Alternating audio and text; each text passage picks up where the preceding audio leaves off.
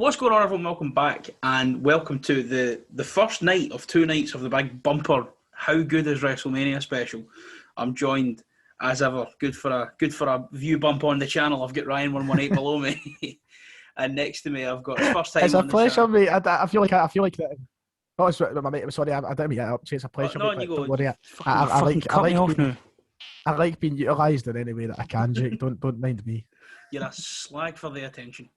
Yes. And Also got me new to the channel. Over to my left, we've got on the debut of the channel my good friend Michael Shearer. Michael, what's going on? What's the crack? I'm glad to have you here. Looking forward to this wrestling week. Probably one of the biggest of the year. There's a lot. There's a lot going on.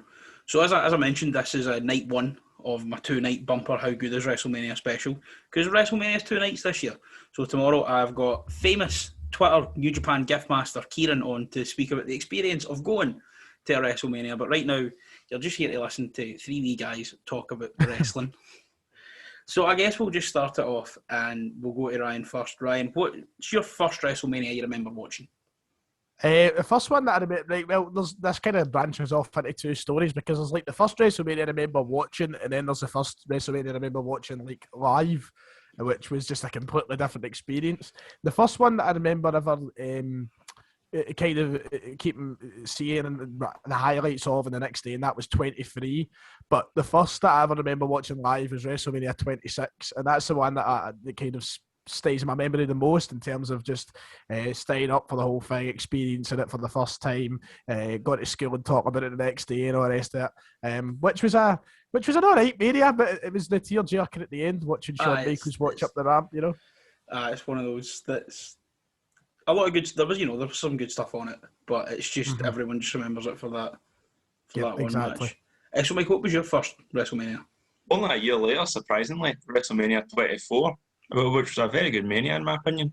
24 was good, aye. Yeah, for me, my first one, it was sometime after Judgment Day. My dad got me the Judgment Day in 2006 and WrestleMania 22 DVDs, and I swear to God, I must have watched them about hundreds of times over. And then the very next year, I got WrestleMania, and I stayed up for WrestleMania 23, and that was a good time had by all. Would not have been allowed to stay up if it wasn't Easter holidays, but it was so. Exactly, that's how I missed it. I wasn't allowed to stay up. I tried. I was like, Mum, do you realise what is happening here at WrestleMania 23? History. The grandest stage of them all. I was like a massive Batista fan at the time. So I was like, Batista, Mum. But nah, was wrong. No, I think it was the holidays for me, so I was off school. So my mum was like, right, well, suppose you can stay up, but you probably shouldn't stay up. And I was like, we said I can, so I'm doing it. I'm thinking back now, like, to the manias we've been getting recently, and they've all been good, but like, is it because we were just Waynes when it was happening, or is the quality of, do you know what I think it is? They're all like 7 hours long now. Back when it was a tight 3 to 4 hours, and then, you might have had stuff like Vince McMahon working his way onto the card, but he was always good for a car crash match, like he's won with Shawn Michaels at 22. And now, I think it's been so commercialised. I think that really is a problem. WWE as a company is it's a commercial production. They've never really had the pure focus on the wrestling per se, but it's really just went to a new level recently in a product. It's just Braun Strowman v Shane McMahon embodies it. There's only one thing I want to see from that match, and I want to see Shane win because Braun throws him really hard into the cage and he falls through it. It's the only thing I want to see in that match. I was hoping that Shane McMahon would be climbing a pirate ship of some form. That's what I was hoping for, like jumping for the crow's nest. That's what I wanted to see. Like Jake's idea with Shane, what's his name, Kevin Owens. Because Kevin Owens said, I think last January, he went to see like Shania Twain and Raymond James, and he saw the pirate ship, and he was like, I'm going off it, I'm jumping off it, and then obviously everything's happened, and so far his match with Sami Zayn's just a singles match. But I'm thinking, right, because obviously with COVID and all that, surely you can just keep like the seating bubbles of fans away for the pirate ship and give them a path up to the pirate ship so they can fight through the crowd and he can still go off it. But no, I was going to say, I think when you look at 35 a few years ago, which was officially the first ever 2-day WrestleMania because Becky Lynch didn't walk out till like half past midnight. And she knew full well she wasn't walking out till like midnight. And even though WWE told everyone they'd be able to get the last train at 1:30, so then people were stranded in New Jersey. Well, I mean, there's worse places to be stranded. Imagine it was somewhere near here. It could be far worse. Stranded in Calgary. Funnily enough, I was actually going to go to that WrestleMania, but like looking on it now, I'm kind of glad that I didn't. Like, I wouldn't want my first WrestleMania experience to ever have been sitting there for 8 hours, just like dying on a chair as it came to the main event. Like, I think that would be horrendous. I remember watching it with Emmett, and like it was just before the Drew McIntyre and Roman Reigns match. It was all, I'm going upstairs for a nap. Wake me up in an hour. I was like, that's fair enough. And then Cena came back as a doctor of thugonomics, and I cut his nap off halfway through. And I was like, there's something much more important than your nap has happened right now. But they're too long. And I'm just thinking back to the ones of our youth when they were a nice 4 hours, nice and tight. But what to be more positive about modern day WWE, what would you say has been the best WrestleMania of the past, say, 10 years? 31. Absolutely 31 in my eyes. I loved WrestleMania 31. It's kind of like, I've voiced this opinion a couple of times, and a few people have disagreed with me because there wasn't like a huge amount of shock value to the show.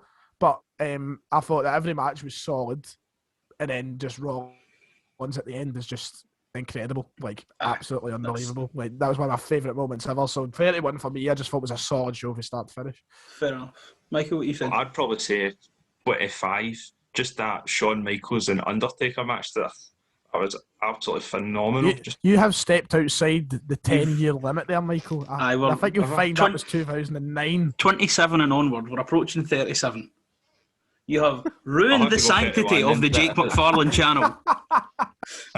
I have to go 31. And that Rollins shock at the end, I don't know how I didn't see it coming, but fair, because it was an amazing ending. I remember watching that with my pal, and I wasn't watching WWE at the time, but I always came back and I watched the Royal Rumble and I watched WrestleMania. So I didn't know Rollins' music. I just remembered that I loved him because I saw him in the Royal Rumble the year before and I thought it was class. And then he had obviously the great match at the Royal Rumble that year. I thought it was brilliant. And then he had that match with Orton earlier on in the night. And then just at the end, when his music started playing, my pal started freaking out because he was a massive Roman Reigns fan. He was like, no way. And I was like, what's going on? And I was just looking at him like, Jack, are you going to tell me his music? And then I looked back and I was like, oh, this is the best day of my life. I loved every single set. I remember, like, 'cause I didn't watch that one live because that was one of the few manias in the past few years that didn't fall on the Easter holidays.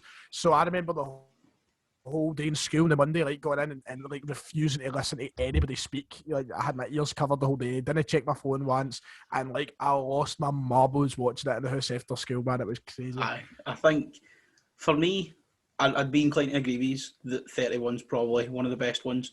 30's obviously a good one, but 30 is the only one I've not watched since 2007, like live, because I was at my pals and we were going to buy the pay-per-view, and there was a big storm and the fucking satellite dish got knocked off the side of his house, and then Sky Box Office wouldn't work. So then I woke up in the morning and I was like, oh, would you look at that? Daniel Bryan's the champ and the Undertaker lost at WrestleMania. Loads happened and I fucking missed it. So 30's got a bit of a sour taste for me, but I think 30 was the first one that I turned off before it finished. Like, as soon as Undertaker was pinned, I was like, nope. You were done. I've got over that. A lot of people were happy with it, obviously, but I have no words for it. It was like their childhood just ending, just to see that. Even WWE do that.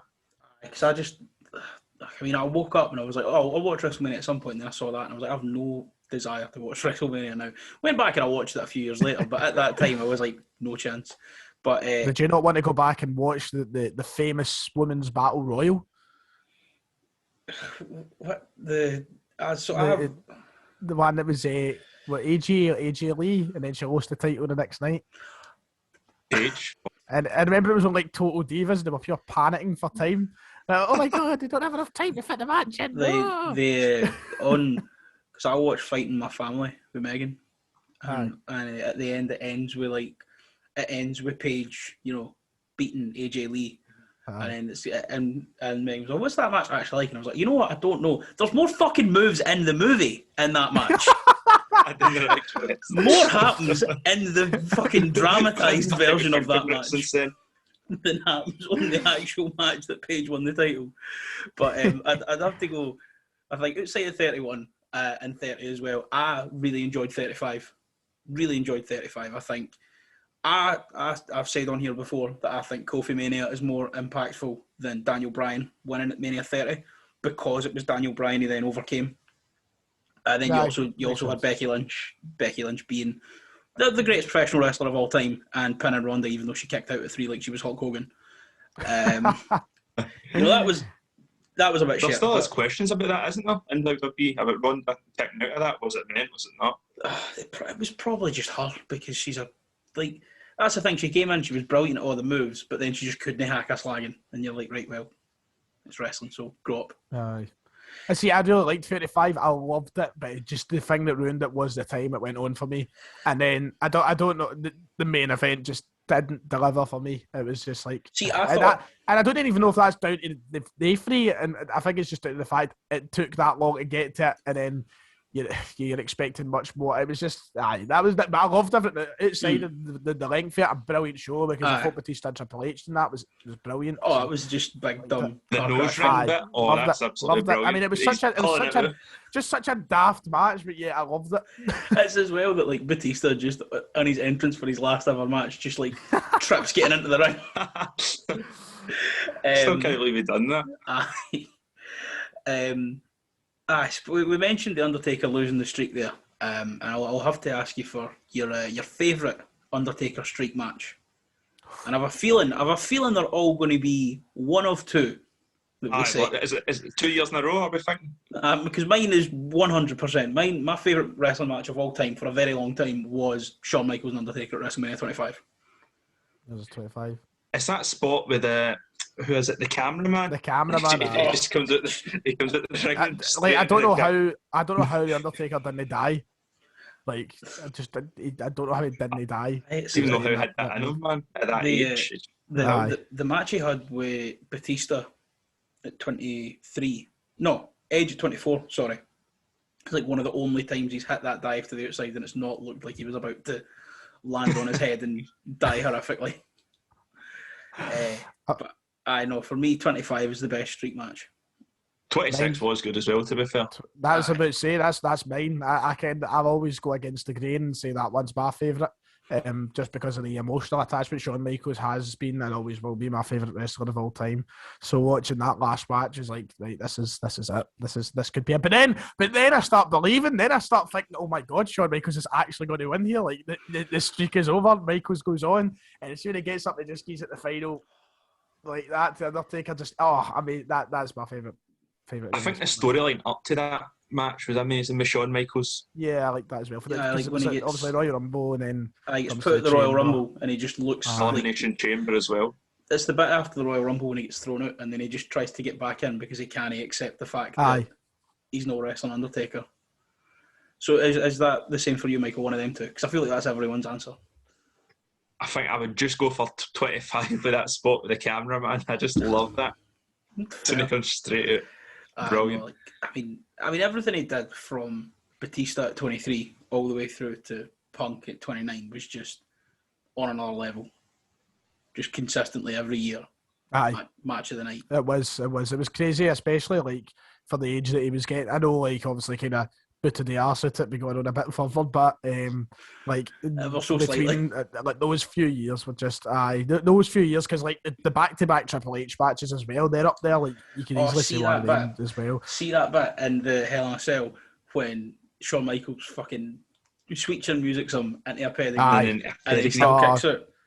I know, because that is genuinely that. Like I know I'm talking about all these near falls to like the end of the streak. That one you genuinely feel like, oh my God, like that's it. Like that was crazy for them even to do that. When you look at it, you're like, must be the end, and he still kicks out. I mean, the Undertaker as well is one of the best people at kicking out at like 2 and 999,000. How many times has he done it? But is he quite John Cena? That is the question. See, that's the thing for me. The top 3 kick-out guys ever are John Cena, Undertaker, and Kurt Angle.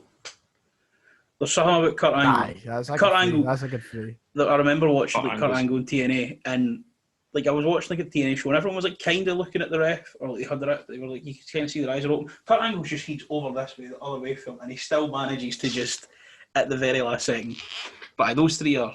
If we're ranking folk on kicking out, that's what this is. This is what this video is now. We're ranking kickouts.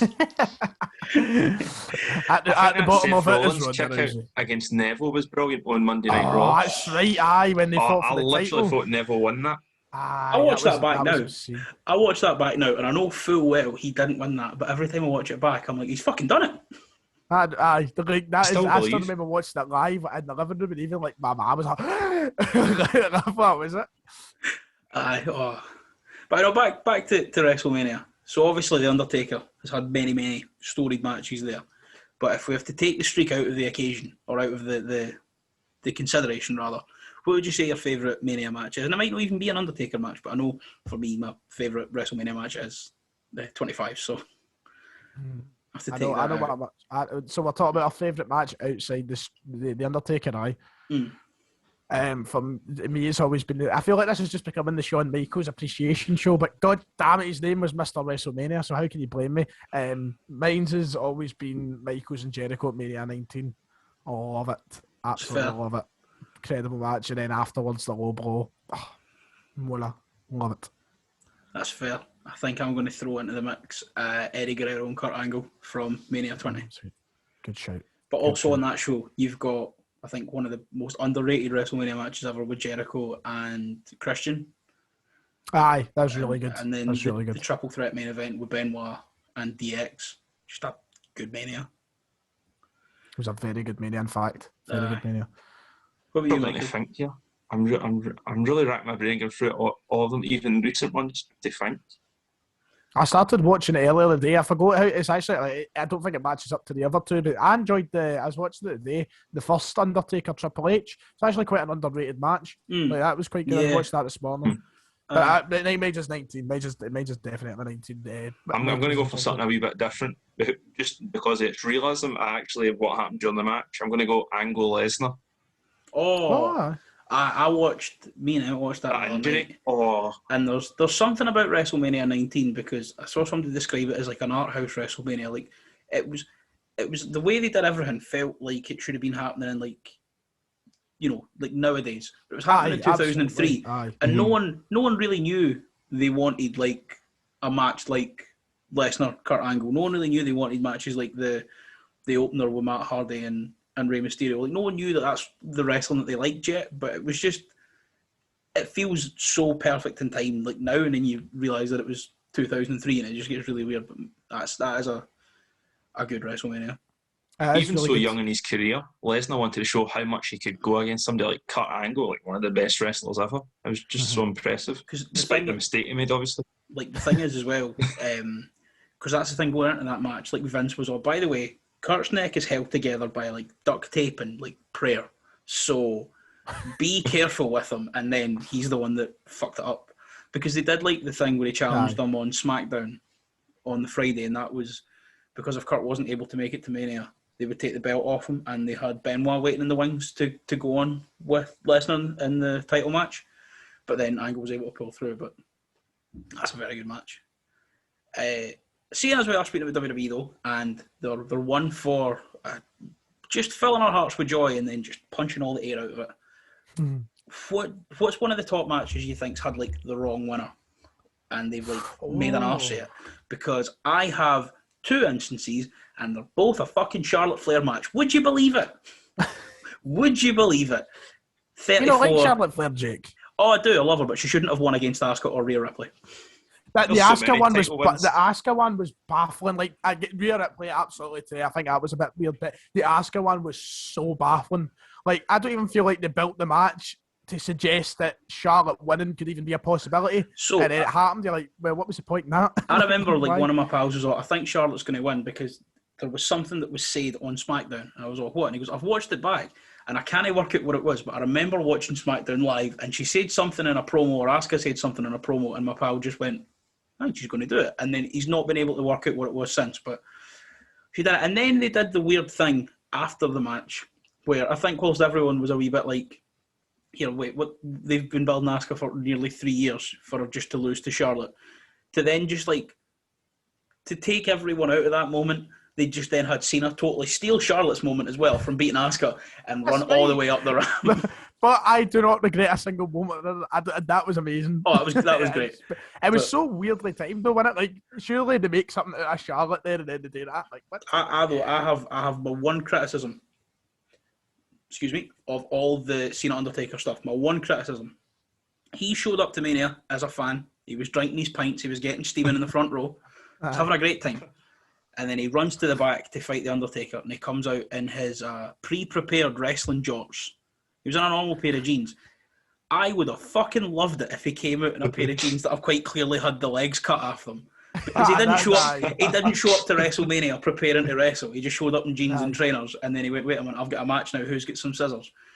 And I think that would have just been the cherry on top for that WrestleMania. That was a brilliant match. I believe they've done it. My answer to that question is 2 years prior, and everything about the whole match was an absolute letdown. But the winner of the match should have reflected a good match first of all, but should have reflected the kind of way forward. Is this Dean Ambrose and Lesnar? Is that what you're going to say? Yeah. Why the fuck did Lesnar beat Ambrose? And why? Like, what was the point in that? What was in the match itself? Was like, what? I was buzzing. I was this could be one of the best matches in WrestleMania history. I was actually tagging that on YouTube because this is when I was making wrestling videos. I was like, this could be one of the best matches WrestleMania had straight. And then that happened. I remember.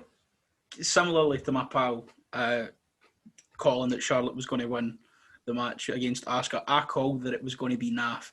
So you know, he had these wee like red cart of weapons, and he was meeting hardcore legends every week, and they were giving him another weapon. I was like, this is going to be fucking brilliant. And like 2 weeks before, he met Terry Funk, and Terry Funk was all, "There's a chainsaw. Use that against Lesnar." And see, as soon as he handed him a chainsaw, I was like, that's fucked. Game's over. Game's a ball game. We're done. Wrap it up. We're going home. They would use that quite wisely, maybe. To the neck of Brock or such, you know? Just behead him live on pay-per-view. But no, I would agree with you there. I've got another Brock Lesnar match for you.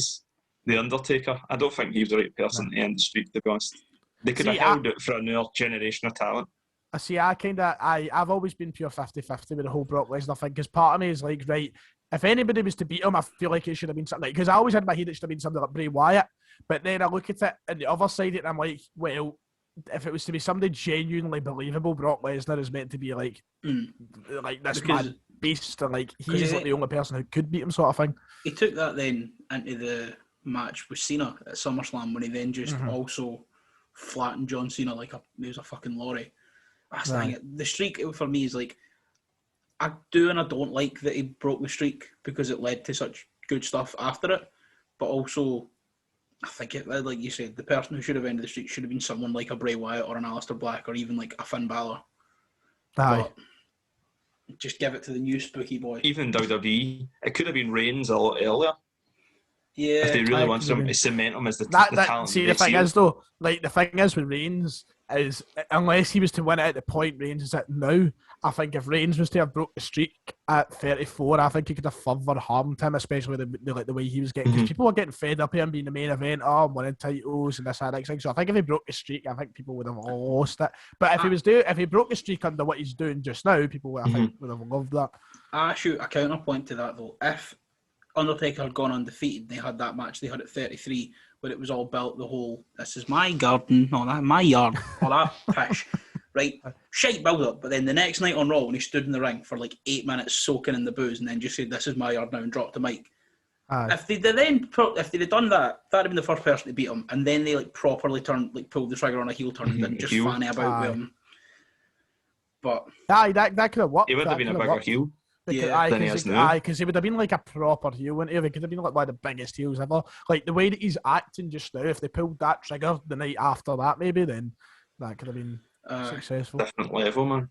Honestly, he's just on a different, let's just say a different level right now. He's just because I've been saying for years, I've always loved Joanna White. I've always loved the guy behind Roman Reigns, but a lot of the time I watch Roman Reigns, I'm like, fucking naff. But now he's finally just showing off how talented he is, and it's like, do you know what I was watching WrestleMania 14 yesterday.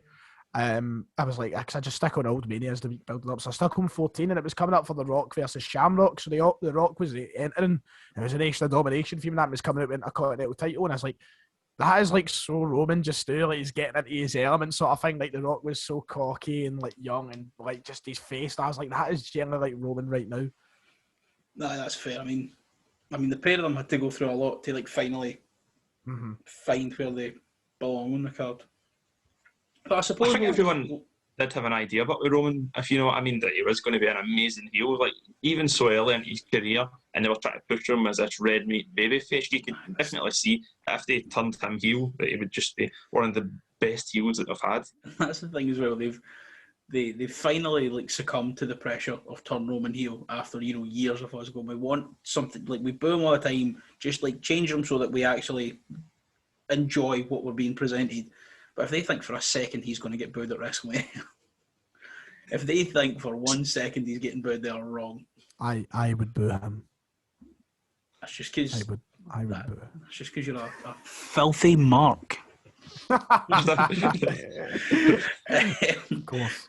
We'll change the pace though from looking back, and we'll look forward to WrestleMania this weekend. What are we all the most looking forward to? Oh, good question. I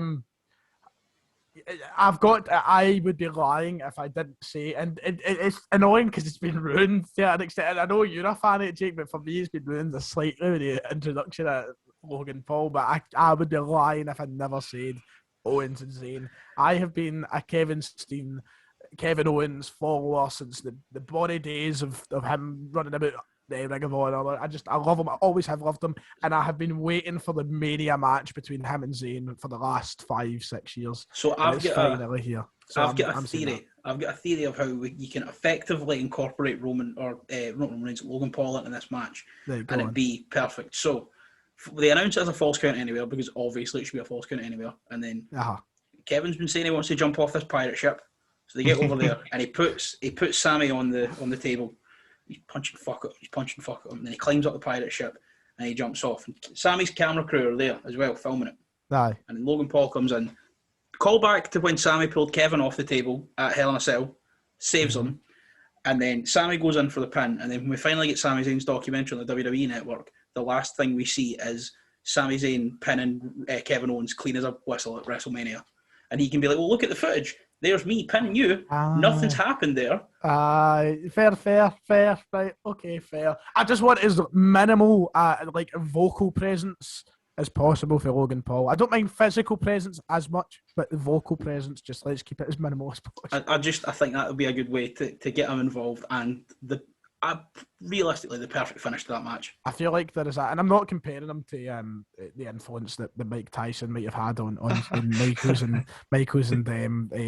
Austin, but I'm fully expecting a Tyson type turn. Like he's going in with Zayn, and then he hits Zayn with a knockout punch and lets him. That's the thing, right? I've seen so many wrestling fans annoyed, and they're like, "Oh, Logan Paul's not a cool celebrity. Why aren't you getting cool celebrities?" Well, wrestling fans don't fucking know what cool is. Did you see, Isaiah Cassidy from AEW, he tweeted, he was all, I got a 1-star rating because I played Taylor Swift in my Uber. And then all the replies were like, oh, well, that's because it's not real music. You should listen to this progressive black metal band that me and my friends are in. Like, fucking go outside and touch a woman. Consensually, obviously. After everything that happened in wrestling last year. Yes, add that in very quickly. Yes, get that over. But that's the thing, regardless of if you like it or not, Logan Paul's a massive celebrity, and it brings eyes to this, and I think it's a good thing. Yeah, especially in America, of course. He's huge here there, I suppose. I mean, I hate him, and I wish it was somebody else, but I do understand the fact that this is actually a celebrity. You know what I mean? He's more likeable than what's his name, but Jake Paul. But I've been watching his podcast stuff. He's much more likable than him. So, what are you looking forward to the most, Michael? Well, I've kind of been brought right into it. Bobby Lashley's reign as WWE champion, or is it Universal actually? Sorry, Universal. No, WWE. WWE. WWE. Well, anyway, I've really been brought in it. I think he's an amazing WWE champion, which is it's years too late to be fair, but his match with Drew McIntyre is going to be brilliant. I think as long as Baron Corbin isn't involved at all. I hope that's the caveat. We cannot have Baron Corbin getting involved. I have a feeling that'll be. I'll fix that. Don't you worry. You just keep going, son. Keep going. I've a feeling we'll be getting that first on night one, but I'm also not sure because there's no pre-show because they want the first music played in front of fans to be meaningful. And I was thinking, well, surely then you put Drew and Bobby on first. But But then I started thinking, fucking Hulk Hogan is hosting WrestleMania. And see if the first music I hear at WrestleMania is Real American, I'm going to my bed. Right, hey, no Real American. You can maybe give me Hulk Hogan slander if you like, but no Real American slander. That is one of the greatest. It's a tune, but it comes like packaged with something I fucking hate. So I've got to. Him as a you know, person. you know what I mean? Jesus. You know what I mean? Now let me tell you something, brother. You know, it's like getting a nice bit. It's getting a nice bit of cake, but if you eat the cake, you're going to get kicked in the balls. Like, why would I want to have this lovely bit of cake, which is Real American, if I've then got to get a running kick to the balls and Hulk Hogan? That's a lovely way to put it. I'm going to use that in a footballing sense one day on YouTube. But no, I hope that. But anyway, I was going to say that Drew's been hinting about it on Twitter, hasn't he? That they start WrestleMania first would be a privilege. I think so, because I mean the main event night one with Sasha Banks and Bianca Belair. If you give them like 40 minutes, that should be. It's going to be a great match as well. To be fair, for me, I kind of hope that. I kind of hope that Lashley wins. Like, I don't know why. I know Drew McIntyre's Scottish and everything, but I do quite like Lashley as champion. I'm just choking for, but like, I was raging that Drew won it without a crowd last year, so I need him to win it with a crowd this year. Like, I need it, and I must have it. Yeah, that's fair. For me, I think, honestly, it's between the two women's title matches. I'm really. I mean, I'm excited for the Edge Daniel Bryan Roman Reigns match. I think that's going to be class. I'm excited for the Drew. That's when I was excited for Sami and Kevin. But I mean, Sasha Banks and Bianca Belair, and then Asuka and Rhea Ripley are probably they're definitely 4 of my top 10 women's wrestlers on the planet. And this also gives Rhea Ripley a chance to redeem herself at WrestleMania, which it does. It's certainly exciting to see that. It's weird that we brought up both Asuka and Rhea Ripley like earlier on, and now both of them are fighting each other. So I do feel that Rhea Ripley really does deserve that chance, especially with past booking of hers being quite poor. Yeah, and after Raw, that she's actually, we can see that she's clearly a heel going into the match. Yeah, I think you look at Rhea Ripley, she's a proven draw. When she won the women's title in NXT, it's the only time that NXT beat AEW in like the key advertising demographic with like the audience they're trying to attract. That's the only time AEW ever beat NXT. Is when Rhea Ripley won the title. So she's a proven draw. People love Rhea Ripley, and they got it wrong last year. They got it so incredibly wrong. I just remember, I remember watching it. I was just sat down, and then Charlotte like bridges up on the figure 8, and I was like, no, please no. I've been through this once before. Not again. WWE's booking a Charlotte in a nutshell, isn't it? It's Ric Flair's daughter. Come on, we've got to give her the respect. Oh, God. I'm surprised. That's the thing, though, right? Like, obviously, she's going to. They're building her to like win 16 titles, the same as her dad, right? But like, do you mind back in 2016 where she'd like win it off Sasha Banks, and 2 weeks later Sasha Banks would win it on Raw, and then she'd win it back on paper, and it was just so she had like 4 in a year. It was so annoying, isn't it? It's all good giving her 16 reigns, but make them mean something. I think she's got 11 now, and like 8 of them have just been fucking throwaway. I mean, I think she's amazing. She's my favourite women's wrestler of all time, hands down. But the booking in that situation, it gets so frustrating because you're just like, right, well, keep it a bit more. You know, she doesn't have to always be champion. She's young. It's not like she's retiring anytime soon. I know women's wrestlers tend to last a lot less than the guys, but she's still got so many years ahead of her. And even if she was to go part time. You look at wrestlers. I mean, wrestlers always hit their prime once they like pass 40. I mean, me and Michael we watch a lot of Impact, and we can say that Jazz right now maybe doesn't look as good as she always has, but Jazz is very clearly still operating at a very high level. Every time Molly Holly came back for the Royal Rumble, even though she was only in for like 10 minutes each time, she always looked great. So I don't know why they're like rushing to put as many titles on Charlotte now, in case, you know, it's like, I don't know, but it is stressful. It's all about the work ethic at the end of the day, isn't it? And somebody like Charlotte, I think she does have a good work ethic, and she will definitely work very hard for many, many years to come. So I don't see why WWE really need to rush all of her reigns like they've been doing. Exactly, and as well, when you've got Charlotte, who is a proven draw, people like Rhea Ripley and Asuka are proven draws to like people like us who watch a lot of wrestling, watch NXT. But like the casual fans, they don't really know. And I suppose Asuka had been in the main roster for a while and they kept bamming up the streak. But like Rhea Ripley last year, not many people knew who she was, and everyone knew who Charlotte was, and they could have just made an absolutely massive star by pulling the trigger there and then.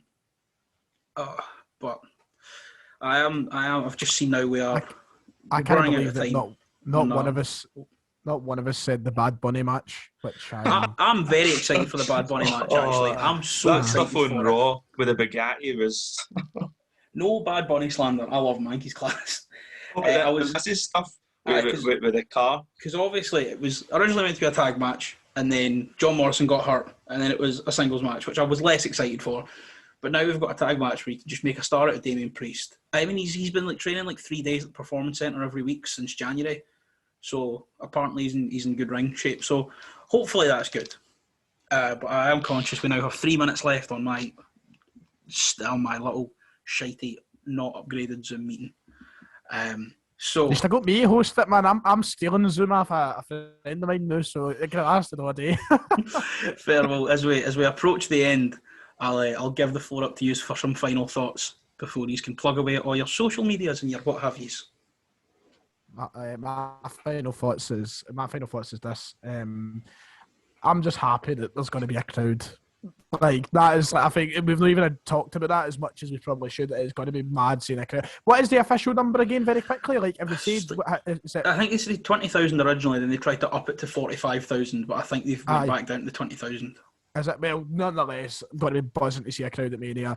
I'm looking forward to it. It's always a great event. If you want to follow me, YouTube, Brian118. Thank you very much. I would just like to speak about the fans as well. Then, when you look at most sports, the fans, sports are nothing without fans, and WWE is no different. It's an entertainment show at the end of the day, in the way they view their product. It's going to be amazing to see fans over 2 nights. We're almost getting an extra night back for last year with fans to see it, and I'm just so excited. See, that's what I think. Like, I was very vocally critical of WWE in the early stages of the pandemic when it was the empty Performance Centre, because they didn't change up the style of WWE match. They still were doing things where they'd be like waiting for a crowd response and there's fucking no one there. So someone's like waiting to set up a move and they're like they're clapping or they're doing whatever they would usually do and there's no one there to like bounce off it. And the Thunderdome has helped. Aye. And I'm a big fan of the Thunderdome, but I think having fans back will be absolutely incredible. So before we go, out of 10, give it the big Ty Dillinger 10. The title of the video is How Good is WrestleMania? So how good is WrestleMania? That. There we go. You can't beat it. Oh no! You Don't can't you beat start now. WrestleMania, honestly. I know. I'm very excited. WrestleMania. I'm very, very excited. And hopefully it's a good one this year. So, gentlemen, thank you so much for joining me. I will leave the links to all your relevant social medias in the description. Thanks so much for watching. Link in the description tomorrow for part 2.